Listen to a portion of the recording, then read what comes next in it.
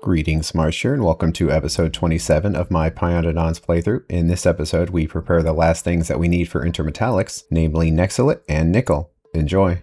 So we have Nexelit processing, and this is interesting. It unlocks the dig site, which is a place for the Digosaurus to live and operate. And the Digosaurus is another GMO creature like our caravans, so they can't be grown naturally. We will have to artificially make them. And they have their own Codex entry. And you can see that the things that they eat are a little different than the caravan, that they actually do like to eat meat. So if it is available, you would want to send it directly. And most importantly, that floor tiles make the Digosaurus faster. And it's an interesting creature because the speed that it mines is a very physical number, and that will make sense later. They will mine the raw Nexelit, which we wash with water to make clean Nexelit and some muddy sludge. And then that clean Nexelit can be turned at a 1-to-1 ratio into the plates. However, it's a 3-to-1 for the cleaning process, but nonetheless, that's actually not terrible. And also interestingly, we have a recipe for evaporating tailings into Nexelit, and we will explore that recipe in a bit. And yeah, since we're here, we might as well do everything we need for intermetallics. We take the Nexelit and the antimony oxide we already have and a ton of iron, and we turn it into 2 iron Nexelit antimony special alloys. And that's interesting that it's 10-to-2. So these are extremely dense items. And then the vitroloi is the same way, where it's more antimony oxide, duralumin, nickel, titanium, and copper to make 2 vitroloi. And then those weren't dense enough because we take 1 of each of those and they will make 1 intermetallics. And interestingly, the intermetallics must be done in the advanced foundry. There is no other way. And in doing that, it starts unlocking things, but that will get a little bit of research going to at least start the food making process. All of this seems to be working pretty well. A lot of the flora is spoiling in the belts, but that is what happens. Well, we can make our Digosaurus, and we've already picked the turd that upgrades it, so it is going to be faster. But we still have to make it, and it uses a lot of the same things that our caravans do. But we also don't need very many of these, so we probably can just place another chamber next to these other ones and just put materials in to make what we need. So the question here is, how many Digosauruses do we actually need? And it's not something we can really calculate because it is based on the physical environment and also chance. But we can hook up the various things that we can get here without doing too much work to get this in here. I don't mind making it pretty spaghetti just to get it going, but there are no petri dishes around here and no titanium either, but that's easy enough. Let's grab basically just a bunch of each because we're really only going to be making these Digosauruses for a brief moment to set up the mine, and then we won't need them until we want another mine, of course, so we can kind of just do whatever with this. So we'll put those in. I don't know if I necessarily want to put these in the same box, but the box is here, so sure. It's a reasonably slow craft at 480 seconds. There's not much for us to do there other than let it do its thing. Okay, there's our first Digosaurus. And I am guessing that's the closest Nexelit to our factory. I mean, it makes the most sense. I'm sure we've got more, but I like that one. So we kind of need to do a test to see roughly how fast one building would be, so we have an idea for how many we need. And we kind of need this just to run for a while. So let's just manually turn it on and off. And I believe formic acid is a gas. I suppose we should check. Yes, it is. So we can force this to run so we have a nice selection of meat to give them. I like how there's actually a variety of icons for the different animal parts. You don't see them when they're just in a chest like this, but they do have different models, and they actually look pretty cool. So we need to engineer a Nexelit mining test. But yeah, I guess we'll use this mine. So one more thing added to the list. 75 million. It's a pretty cool looking ore. It reminds me of the minerals from StarCraft. Maybe that's what it was inspired by. So there's our dig site. Has a lot of random parts that go into it, but otherwise it's a simple building. So it has a mining area, which is the green, and then the building you can put anywhere, including on top of the patch. And you can stack them as many as you want in an area. Like, although we only have one building, you could totally do like a second one there. And this is just showing what the actual mining area is. And it kind of reminds me of Dyson's Sphere program, if you've played that, where you just kind of pick where you want it to go and anything that's under its selection area will be mined. We're going to need to do a test here, and because the Digosauruses move faster with tiles, we should put our best tiles down so we can get an accurate test. And it looks like gasoline is almost gone. Yeah, the level is going down, so we're probably about to switch to, looks like kerosene. And we are actively making our various tiles, but for now, let's just use refined concrete. I have been changing how I put tiles down. That I originally was doing tiles based on which ones we made the most, but then I figured, well, what difference does it make? Let's just do tiles based on what color coded makes sense. So I am doing black for things like chemical processing. The red is for light manufacturing, and then the white, because it's so striking against the various alien life colors, that'll be for alien life. So that's kind of what I'm going with right now. And if something doesn't have a particular sort to it, I'll just use regular concrete. So for our test to be accurate, we are going to need to pave this whole thing. Not that it's very difficult. So this is kind of what I mean by it being very physical. It reminds me of whatever that mod was, where instead of having like mining drills, you would have like mini engineers running around mining for you. It was like super OP and broken, but it wasn't supposed to be a balanced mod. It was supposed to be for the memes, basically. That's kind of what this is, except it's not a meme. It's how you mine things. And I don't know if the Digosauruses can actually be blocked by things. I suppose I could test that, but I don't want to. So they have 4 modules, and that's where you put the Digosauruses in. And then when you do, you will get a Digosaurus that will then run around mining for you. So we need 4 Digosauruses to actually test it. So something else to look at is that we got a different recipe for getting rid of tailings. And let's just use recipe book for this so we can look at them directly. Where the original recipe took 100 tailings and turned it into 4 tailings dust and some acid gas, and it took 5 seconds, the new one takes 500 in 1 second to make a Nexelit and some tailings dust. So this recipe is certainly better for the dust, and that dust is turned into coal dust, titanium, and tin. So it is useful. So if you're min-maxing it, you may very well want to do that. But a different form of min-maxing is considering the energy cost. This one will process 20 tailings a second, and this one does 500. So it's immensely easier. And if you recall, we had this giant stack of evaporators for our saline water, although saline water doesn't run that much these days because we're dumping stone into it. But this was a huge energy consumption because these were all basically a megawatt each, and that's an incredible output.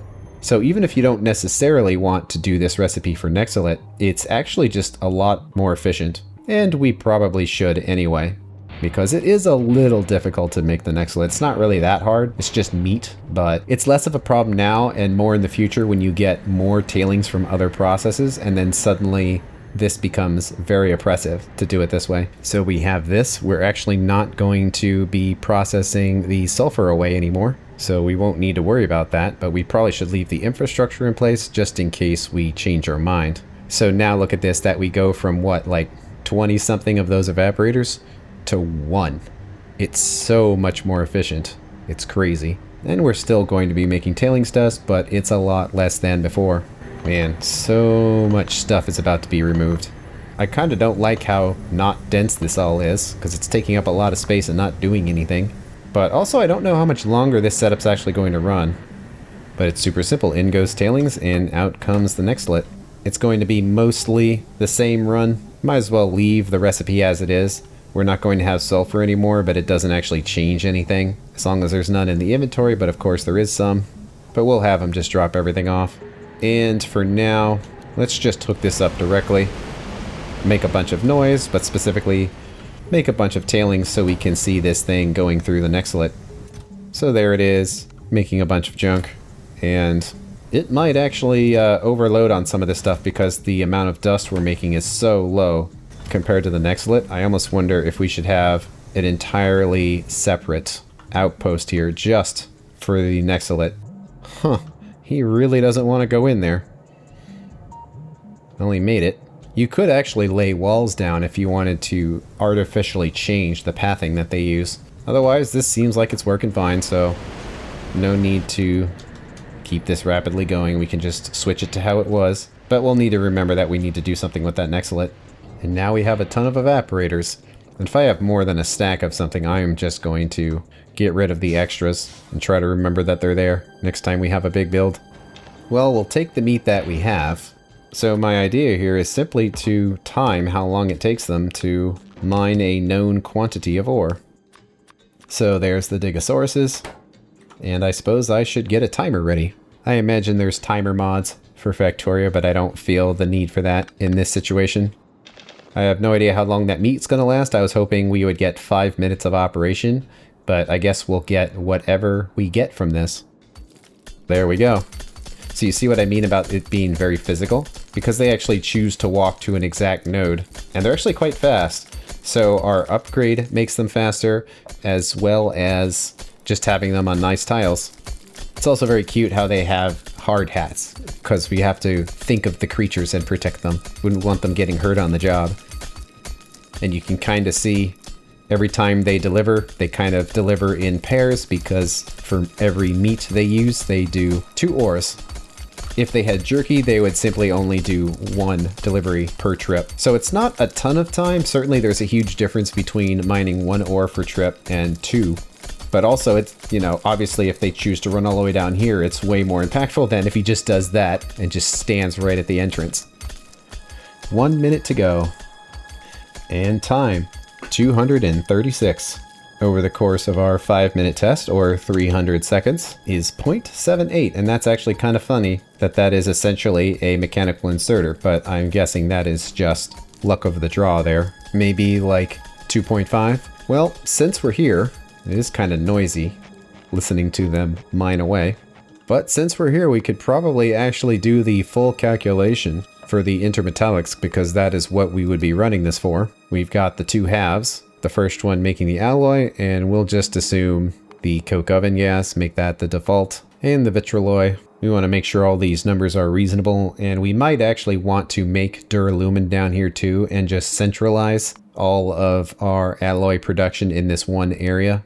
Although that said, it would be a lot of aluminum to send down here, so maybe not right now, because we do need to consider how all this stuff would get down here. Well, that's pretty decent, but it's not all of it, because we also have the lead antimony alloy that we would want to make as well. And we just want to see what would be reasonable. Well, right now our factory is doing basically half belts of things, and we are actually making 7.5 lead. So let's just assume that is what we would have. And then the other side, what would be the limiting factor? Maybe titanium, but we cranked titanium way up. It might actually be the duralumin.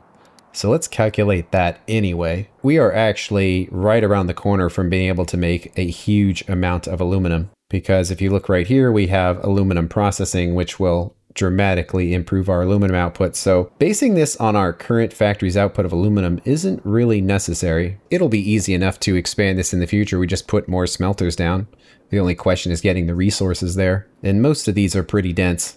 And doing this, if both sides were running, which they probably will be, because the lead antimony is going to be going into batteries, that this would basically max out our antimony oxide. So this is probably a reasonable number, and it's 1 Nexelit plate. So we don't really need the 2.5, but sure, let's just base it around that. It's not like it's very difficult to do. 4, 5, and let's just flip them around, put them on the other side.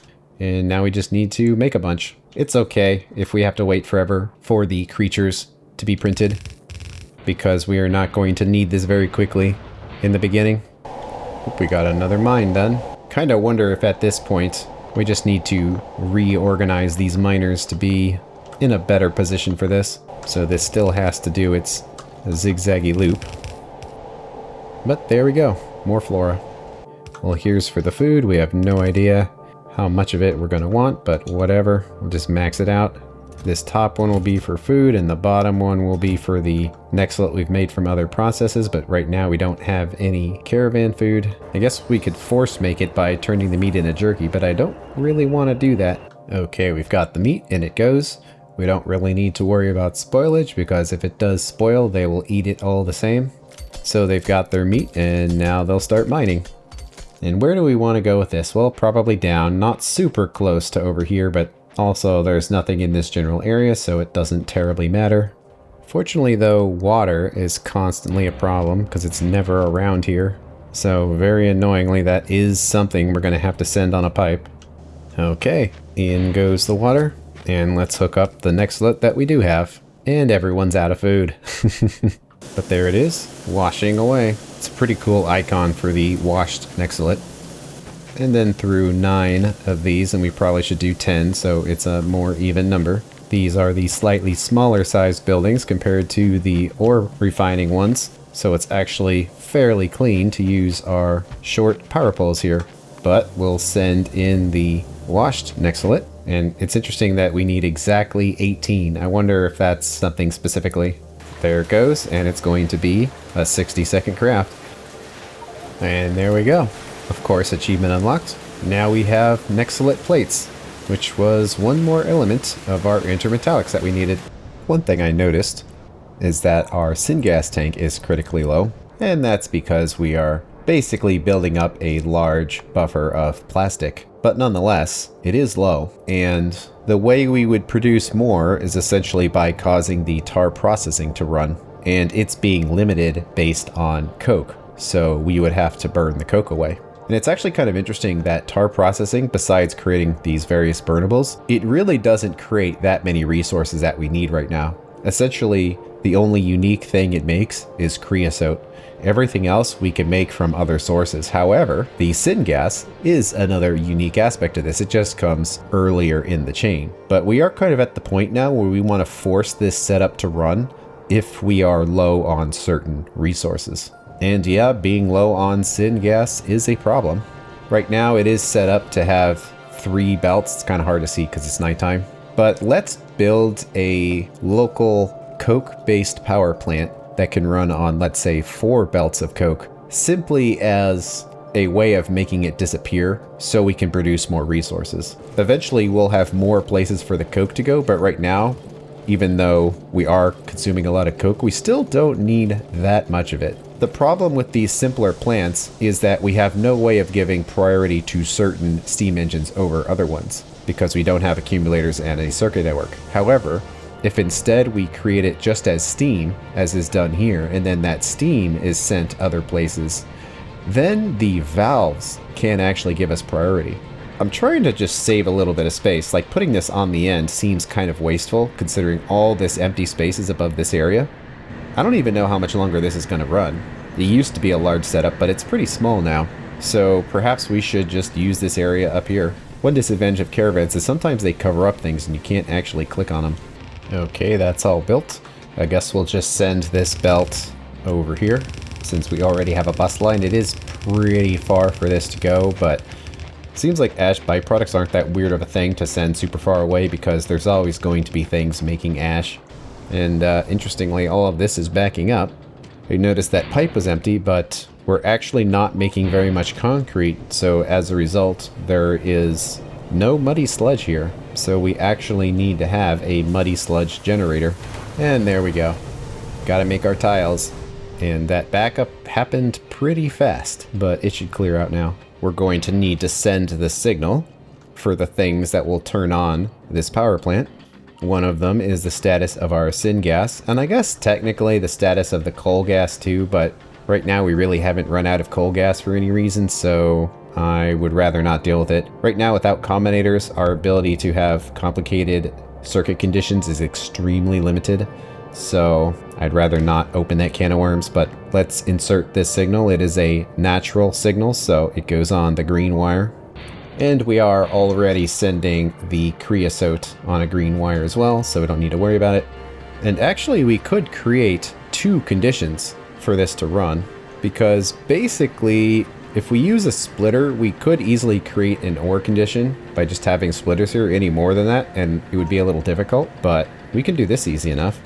So we pull the green wire out, and we'll say one of them, how about the inner side, will turn on if creosote is critically low. How about less than 10%? And the outside one can go if syngas is critically low, or also 10%.